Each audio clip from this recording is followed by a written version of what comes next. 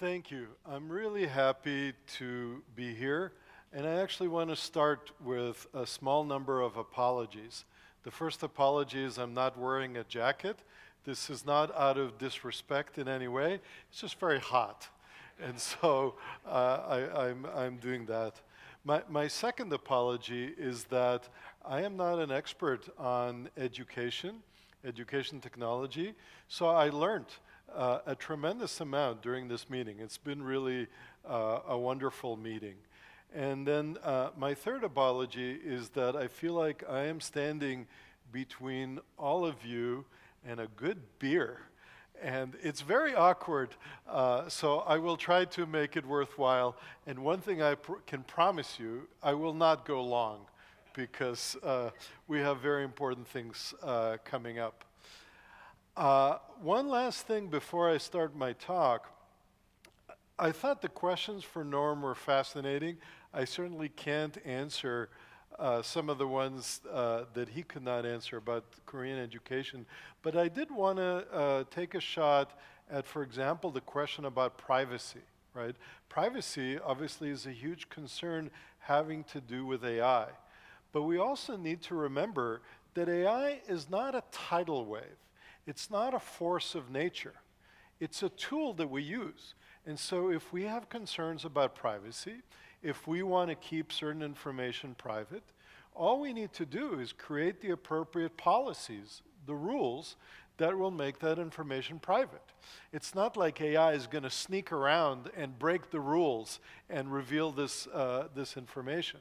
So I think that some of the concerns that we have about AI are really concerns about people and about society. And I'll talk more about that in a minute. Okay, so what am I going to talk about, especially given that I'm not an expert on education? As I've been listening to the talks, I realized that there's actually an elephant in the room, right? A big elephant. And that elephant is AI. We're talking about it, we've defined it, we're using it, we talk about what it can and can't do, but what exactly is AI? And so what I want to do in the 30 minutes or so that I have is do a little bit to put generative AI in particular, the latest flavor of it, I want to put it in context, and I want us to understand a little bit more about the technology. First point, which I already made but cannot be emphasized enough. AI is a tool. It's not a being. It's not going to come in and take over universities. It's not going to take over your life. It's something that you or somebody else is going to use, hopefully to make your life better, certainly potentially to make your life worse. It depends on whether it's being used by South Korea or North Korea, right? And I thought that Aaron's quote about Socrates and writing, which I never heard before, was so powerful because it shows that for thousands of years, as technology has come up, right, we don't think of writing as cutting-edge technology, right? But back in the day, right, when they invented pencils and letters and stuff, oh, this is amazing. This is really, are we still going to have schools if we have pencils? Because what do you need teachers for if you have, so you see my point. We tend to, in some ways, overemphasize the nature of these things and underemphasize the fact that what we need to do, and of course a lot of people have been talking about this, we need to learn how to use these tools properly. The second point, which a lot of people have made, obviously there's some repetition as I'm coming last, is I think of AI as augmented intelligence, as a tool that we use to help us. But we can really be very imaginative about it. So Norm raised a great issue. He said, if you're curious and asking questions, GPT-4 is great for you, right? You're just typing stuff in, you're getting stuff back. But what about a person who's not curious, who doesn't know the right question to ask? The answer to me is very simple, right? There isn't just one style of teaching. So if we have models of teachers who successfully engage with those kinds of students, for example, by asking them questions. When I teach, I don't tend to wait for the students to ask questions. I ask them questions. How many of you, no, uh, just kidding. But that is, I generally teach you. So that may be a way. So we should not think of AI as what we have today, but also as what's coming down the pike and what we can build that way. So it is still the case, right, despite the fact that I'm minimizing AI, that we are in a different age.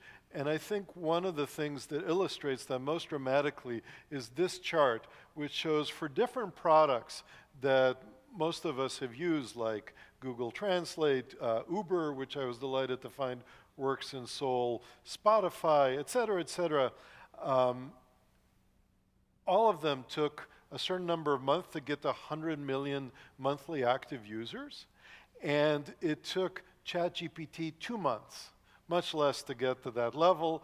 Recently, it's been announced that OpenAI is on track to have $1 billion a year in revenue. Okay, something obviously different is going on. That's why we're here. What I want to try to do in the next few slides is take what's happening, generative AI, and put it in a little bit more of context. So I like to say that our overnight success, quote unquote, right, this sudden appearance of ChatGPT has actually been 70 years in the making. That's roughly the age of the field of AI. And I've been working on AI for, gosh, almost that long. Maybe not quite, but a long time. So where the technology that we're talking about starts is actually back in 1958 when neural networks were invented. What's neural networks? It's simply a network where you have nodes, edges, connecting the nodes, and weights on the edges. And this is loosely inspired by the brain. We know now a lot about our brain. Our brain does not look like that, but it's loosely inspired by it. And the second point, which again is somewhat similar to our brain, is that these weights are tuned, they're changed by learning, by some process where you iteratively update these weights. What's really remarkable is that this very simple formalism, mechanism, whatever you want to call it, is incredibly powerful. Much more than we realized in the 50s, much more than we realized in the 80s, really only around 2012, which is just over a decade ago, did we start to see amazing success from this approach. So before we get to deep learning, I want to talk about supervised learning. And that is a term that's similar to big data, data mining, machine learning, classification, categorization. These are all synonyms for the same kind of narrow AI. And it requires three things. It requires human labeled data, I should say. Often it's labeled by people. It requires some kind of target concept, and it could be very different. We could be learning to classify email messages as spam versus not spam. We could look at prices, airfares, and try to predict whether they're going up or they're going down. I started a company that was helping people figure out when's the right time to buy their airline ticket. It could be an image where we're trying to figure out, is there a tumor in this radiological image? So many different possibilities, but we have to specify that target. Again, the person does. And then the third point is when we shift from one target to the other, whether any of these examples, we have to rerun and recalibrate the program. It's not like that we have the Shazam program that Aaron talked about, which classifies music, and we say, oh great, let's take Shazam, but now let's use it to identify cancer. It's AI, right? That's not at all how it works. While there are some loose commonalities, there's a tremendous amount of work you have to do to go from a Shazam program to a cancer program. Actually, they're different programs, different data sets, huge differences. So this technology, while I'm describing its limitations, was also very powerful and drove progress in AI and trillions of dollars of value from 1980 to 2010. Now, the next thing that's happened, and again, the years jump around a little bit because in academia and in industry, right, there's some intersecting lines. But after 2010, specifically around 2018, people asked and answered two really, really interesting questions, which is what underlies generative AI and GPT and all that. And they're not particularly technical questions. The solutions are more technical. One question was, what if a machine could label its own data? So we would not need people to laboriously say, this is a positive example, this is a negative example, this is cancer, this is not cancer. And then even more amazing, what if we did not need to predefine the concepts, the targets? We didn't need to tell it, okay, now you're going to learn to classify rock music. Now you're going to learn to discriminate between cats and dogs, et cetera, et cetera, et cetera. What if it was general? And so generative AI was born based on these principles. And nobody's talked about what's inside the box, the black box, generative AI. And I want to just talk about it a little bit because at the level of abstraction that I'm going to talk about, it's actually really, really simple. There's a lot of details about how to make it run at massive scale and to understand what's going on. But here's the basic idea. You take, and I'm going to focus on text, although this is applicable to other items as well, but text is the easiest way to illustrate. You take a massive body of text, let's say all the sentences you can find on the internet. And then you take a learning program and you tell it, I want you to learn to predict the next word in the sentence. And if you think about it, it's easy in the sense that you have all these sentences and you're constantly looking, say, what's the next word? So you say the color of the sky is elephant. Okay, that's wrong, right? So that's a minus. You say the color of the sky is blue. Okay, that's right. So we've got a positive one. So what's really amazing here is that now we don't need to label the data. We just grab it off the internet as quickly as our machinery can. We put it into the language model and we learn. And again, the particular learning technology, be happy to talk to you about it, but it doesn't matter. It's some algorithm, right? There's always some algorithm. Two important notes here. The first one is that this really simple method is highly scalable, right? We've gotten rid of the human as part of the training program, and that's why it's we're able to run it over billions of sentences. Also, computers have gotten powerful enough, and the architecture supported scalability and blah, blah, blah. But bottom line is we removed the bottlenecks. The second important thing to remember is a principle in computer science that we call garbage in, garbage out. And what that means is that if you put bad things, garbage, into a computer program, bad things are going to come out.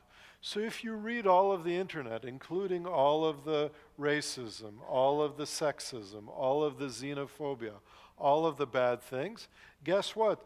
The model is going to learn those and is going to spit them out, right? So when we started building these models, we were very quickly embarrassed, terrified by the things it would say. And over time, we've gotten better at that. The second point is, while I talked about text, as you know, this is applicable not just to text, but also to images, also to software. There was an amazing statistic cited about how much AI-generated software there is on GitHub. But it goes way beyond that. So something that I haven't heard us talked about is digital biology. Biology is spitting an enormous amount of data.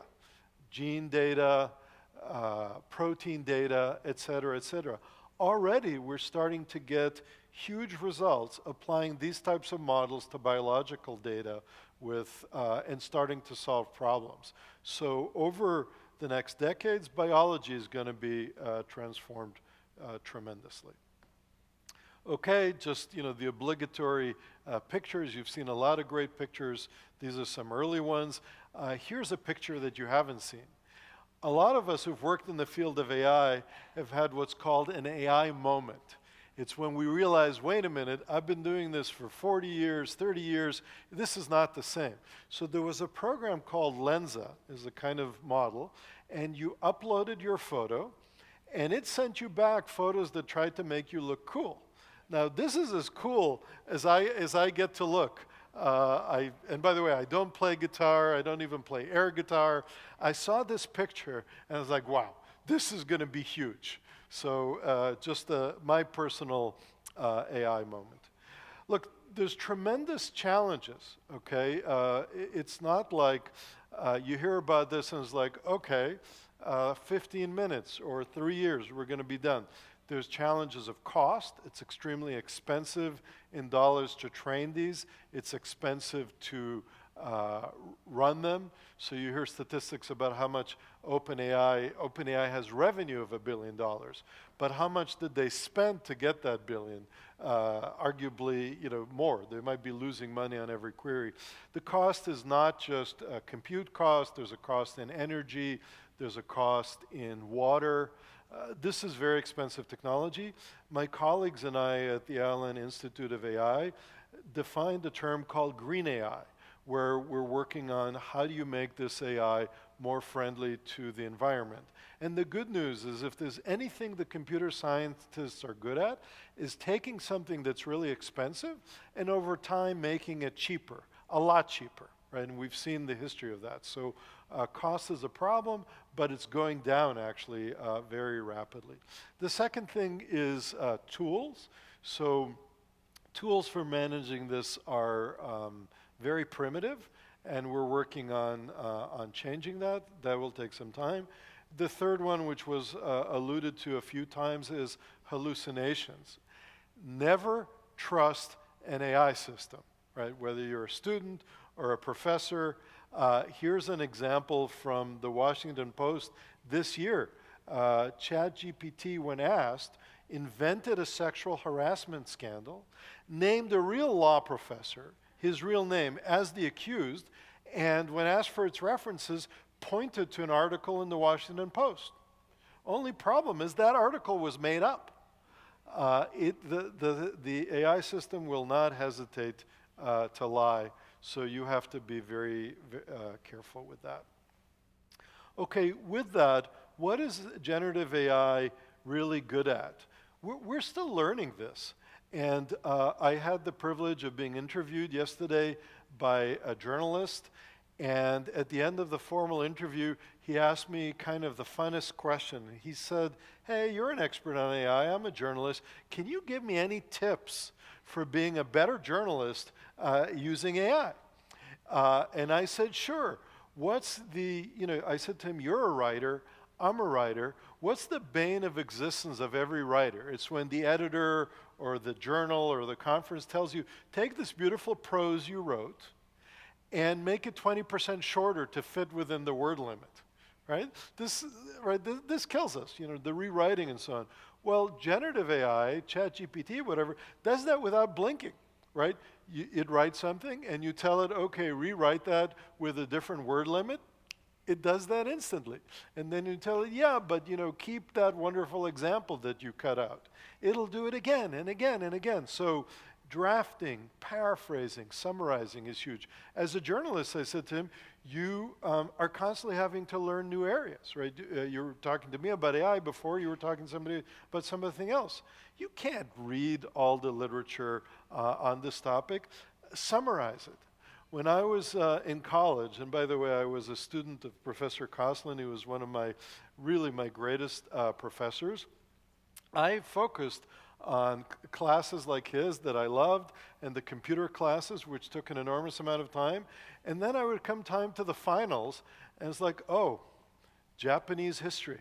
I haven't done any of the reading. I've been busy with other classes. I've got 6,000 pages. This is true. I still remember this, 40 years. I have 6,000 pages of reading to do in the next week before the final. If only I had ChatGPT. No problem. Hey, can you summarize Japanese history for me in 3.5 pages? Maybe a little bit more. I'll be ready for the exam. There's so much that this can do for you. Another question that people talk about is creativity. Can AI be creative? And I think that question is actually very confused, and it's because we don't have the right vocabulary to describe creativity, right? You say it's creative, it's not. But actually there are many aspects to creativity. You know, in the United States, we talk about kimchi. It's like, would you like some kimchi? Have kimchi. But there's just one word for it. All we know is this is kimchi, this isn't. I assume here in Korea, there's more nuances to kimchi. Same thing here. There's more nuances to creativity. So here's some of the creativity that AI is super good at. Mixing.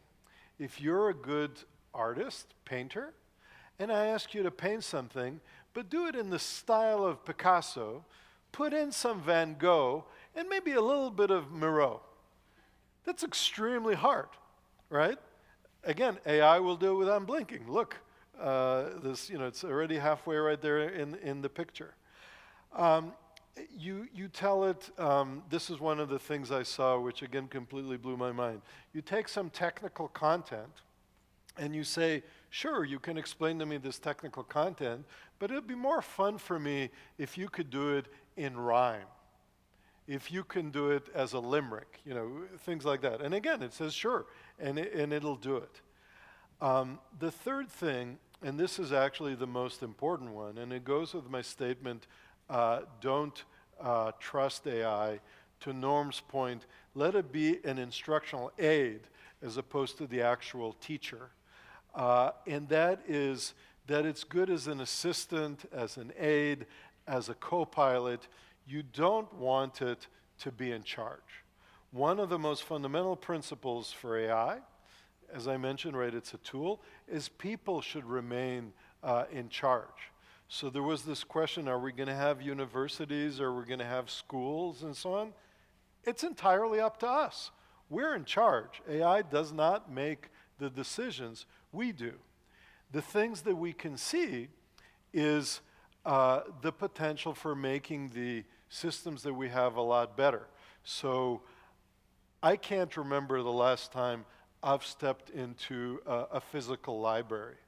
But all the universities I know have huge physical libraries, right, that are expensive and, you know, either empty or people go there to, I don't know, hang out. As I understand, the University of the Future doesn't have a physical library, right? Because you don't need it. You want to have coffee, go to a coffee place. You want to date, well, you do that online too, at least to begin with. But we don't need physical libraries. So there are huge potential for optimization using AI. So where does it fall short? I mentioned it's not reliable, it's not consistent, it's opaque in the sense that you don't really know what's going on inside, even despite my explanation. One of the things to be very careful of, there was mention of explanations. And of course, explanations are important and they can be very useful, as you were saying, right? They can be useful in helping you understand why you got that hint as a student. But the thing you have to be very careful of is it's not genuine. And the best way to see that is if an AI system tells you something and you say, explain yourself, it will produce an explanation. And then right then and there you tell it, okay, explain yourself again in a different way. And it'll give you a completely different, inconsistent explanation, right? It's not really the explanation, it's kind of trying to figure out what to say to satisfy you. Another limitation of the current version of AI is that it's one size fits all, which of course is not good for education, not good for personalization. So if we ask ChatGPT a question, we can play with the prompt some, but initially it kind of answers you in this officious tone, it's always defining its terms, it's kind of annoying and boring, right? Over time, we can have variants of that model that are a different variant for each individual. Could be a different variant for each individual on a different day. These variations on large language models are tremendously powerful, right? That's what could help it teach us better. That's what could help it speak in our voice when we need to, and so on. Two much harder problems that, again, are solvable in the long term, but are really very, very hard is, one is judgment and taste, right? So, like I said, it'll produce pictures, right? You tell it cats in outer space, it'll produce 10,000 pictures of cats in outer space. You tell it in the style of Picasso, et cetera, et cetera.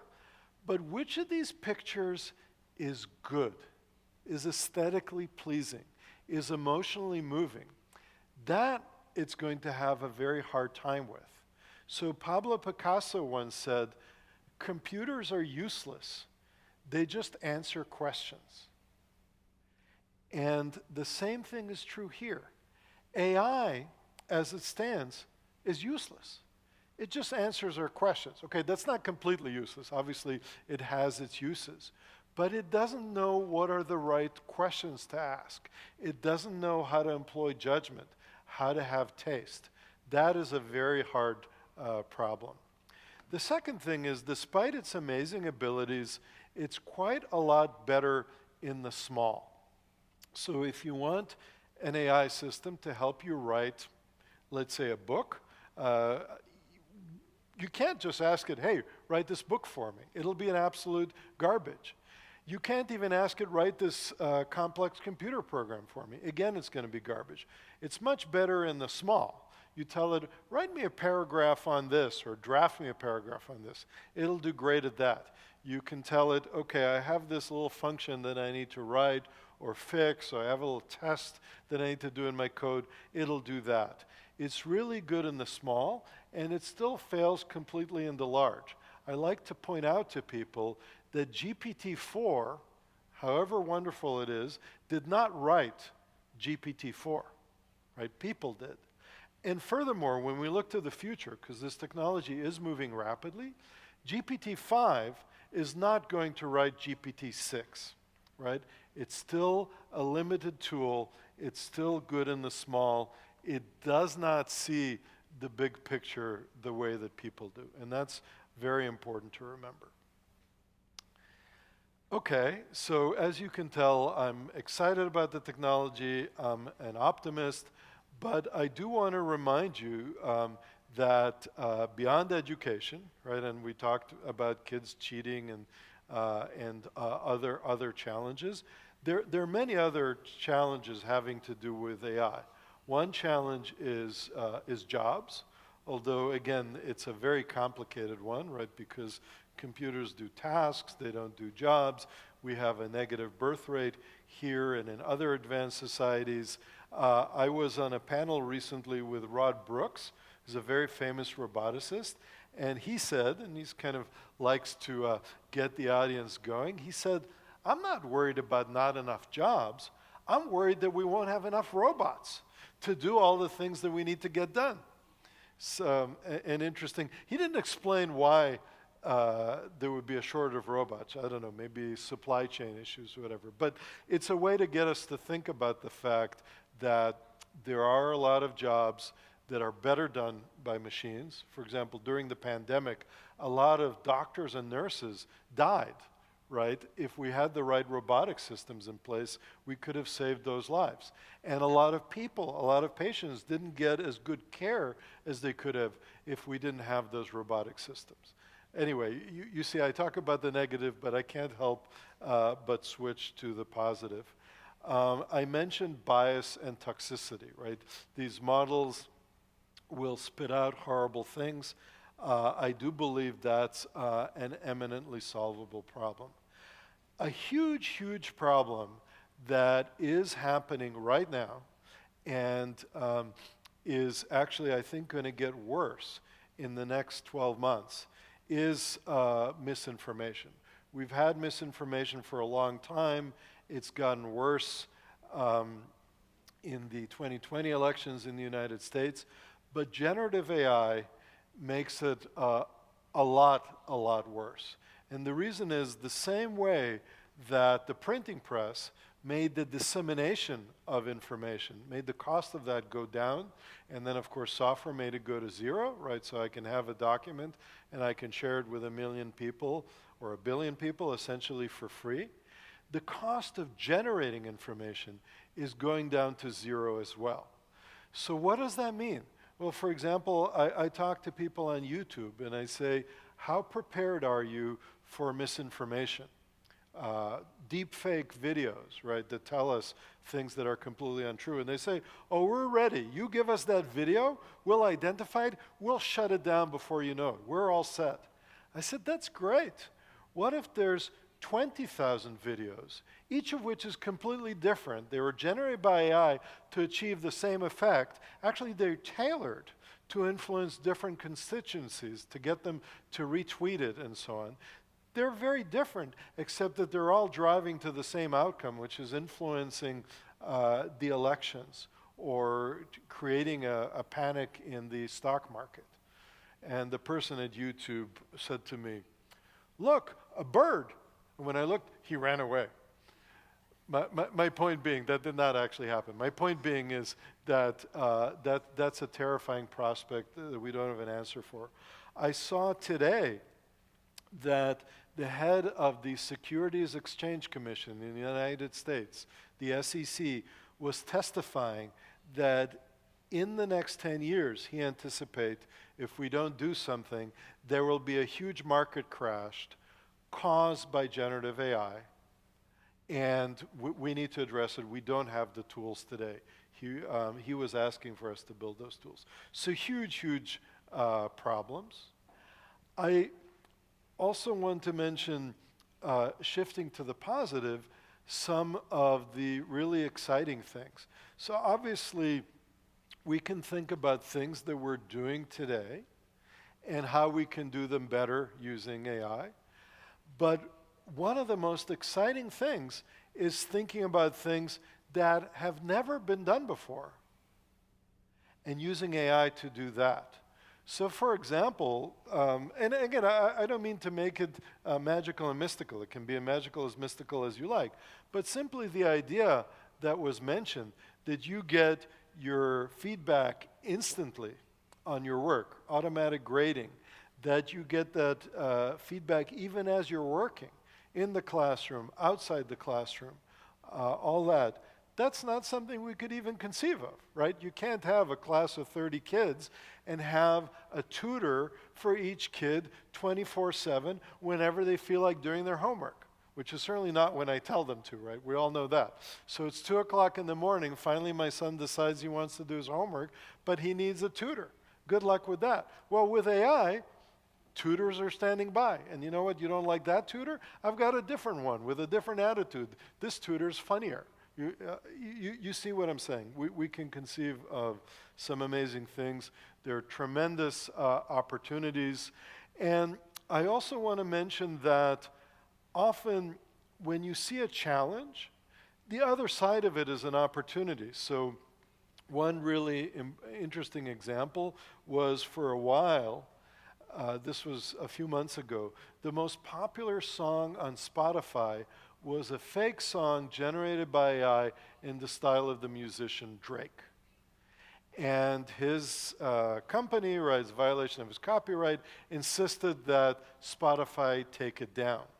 Grimes, a different musician, said, no, I want to do something different. Use my voice, but let's just split the proceeds 50-50, right? Generate new songs by me that I haven't had time or the idea to, but let's just share the revenue. Seems a lot fairer, a lot more exciting. So there's the problem of forgery, but there's the potential for creativity. We talked about job loss, of course, but let's talk about productivity gains. Again, outside Korea, let's just talk about the US. Productivity has stagnated for decades with tremendous implications for society, for people's well-being, right? How much money they make. And again, we have huge problems with social inequality in the US and in other countries. We can argue about how to better divide the existing pie, the money that we make, and we should argue about that.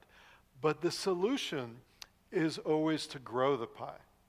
And an increase of 1% per year in productivity could do tremendous to solve the economic problems for many people. So AI represents that potential, the potential to have an unprecedented increase in productivity. So with that, I want to leave time for questions. I'm going to end by just reiterating 3 points. One is, yes, this is disruptive technology, as we've seen, as we've feared, as we've hoped. The choice of how it's used is ours. If there's anything you take away from this talk, is don't let anybody tell you, oh, this is how it's going to be with AI, in education, in this context. You tell them, right? You're in charge. People are in charge. This is a democracy. You tell them how it should be. It's our choice. The second thing is, if you want a one-line shorthand of, so how good is this generative AI thing? My favorite line, and this is from Peter Lee from Microsoft, he says, generative AI is both smarter than you and dumber than you. That's how it is today. That's how it's going to be for a long time. And then lastly, going to another question that the reporter asked me, he said, so if AI was a movie, generative AI in particular, where would we be in this movie? Are we middle, at the end? Are we in the beginning? And what I said to him is, we just finished watching the trailer. The movie hasn't yet even started. Thank you very much.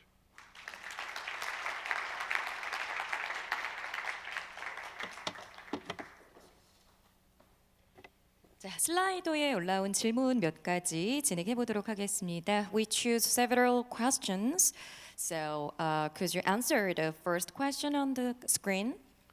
Sure. In the use of generative AI, how well the prompts are utilized becomes a criterion for obtaining good/desired results. Very true. Consequently, there's a possibility the meticulously crafted prompts by prompt engineers will be shared, leading to situations where identical results are obtained. What approaches can be taken in educational methods to integrate generative AI while allowing individuals to express their own creativity? Wow.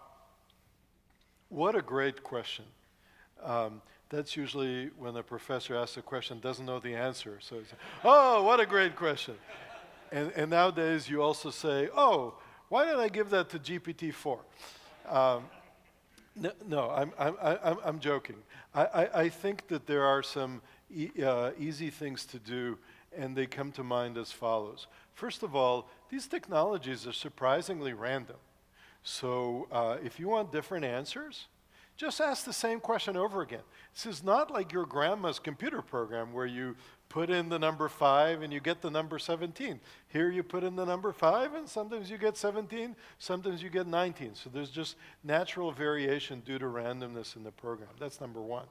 Number two, one of the ways that technology will advance, and this is something that the question very much gets right, is we will build prompts, we will refine prompts, and we will share prompts in the same way that today we build books, we share books, we have software libraries that we share, and we build on them.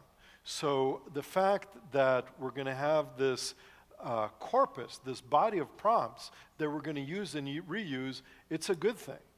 Now, does it result in lack of originality? Not at all. Does the fact that we've all read, I don't know, Harry Potter result in lack of originality on our part? No, because we take Harry Potter, but then we have our own twist, right?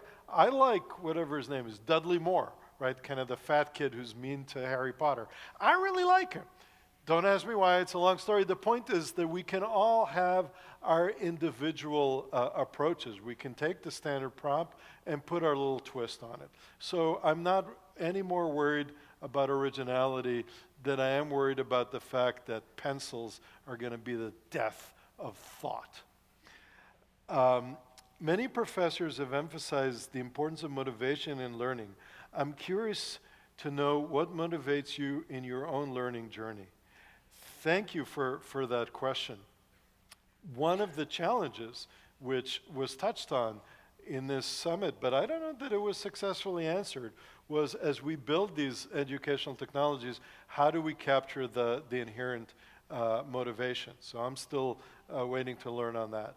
As for me personally, I would say that I got into this field literally about 40 years ago, being motivated by the question, what is the nature of intelligence? And I realized that it is not just a fascinating technical, scientific, and intellectual question, even philosophical question, but it is one of the most fundamental questions of all of scientific inquiry. It's kind of like the question, what's the origin of the universe? It's this meta question of which there are only very few. We are actually almost as far today from answering that question as we were in the Stone Ages, meaning a year ago, before ChatGPT was launched. So what we've seen is a tremendous technological advance, which I'm super excited about. But the advance of our theory of intelligence is much, much slower, and we should not confuse the technological advances with the fundamental advances. And so what keeps me going, even when I'm jet-lagged in Seoul, is the curiosity about the nature of intelligence, of true intelligence. Clear changes are expected. However, it is not well predicted what steps will be taken to bring about these changes. What topic will be discussed at this forum next year? If we were to predict the AI-related agenda for 2024, what would it be? I think the title of the forum could be, how could we have been so naive? Why did we do it that way when there's a much better way to do it? How is it that, no. It's a fantastic question, and let me give a more succinct answer. I really don't know. Your guess is as good as mine, but I do assure you that we will make, and we are making, a lot of mistakes. To me, so long as we're careful in making those mistakes to learn from them and to improve, that's not a bad thing at all. I would like to ask you about your thoughts in the significance of this year's, gosh, I don't want to mispronounce, Taejae Future Education Forum in relation to the development of generative AI. Additionally, I'm curious if you have any suggestions or directions for future progress in this field. I think this forum is really important because you're asking the question of how do we make the use of technology better for students, better for teachers, better for education. And so I think the significance is that the technology is moving very fast and there's a lot of investment in it. We need corresponding investment in important applications of it. And I can't think of a more important application than education. And my suggestion for future progress in this field is to be very empirical about what you're seeing. So I have heard a lot of claims, a lot of speculations, a lot of really exciting ideas in this forum, but we need to do more work to validate those, to run experiments, and there have been some. So if there's anything that I would like to say is I would encourage everyone to get very empirical, to do experiments using the technology, and next year when we come back, let's not just speculate about these incredibly cool things. Let's not just show examples. You know, Eric Horowitz and many others showed these wonderful examples, but we need more systematic data where we can make better analyses. And so I think we actually have a long way to go in the science of the use of AI in education, as opposed to the speculation about it. I hope that makes sense. Okay. It's time to wrap up the Q&A session. Thank you so much for your presentation. 여러분, 큰 박수 부탁드립니다. 고맙습니다.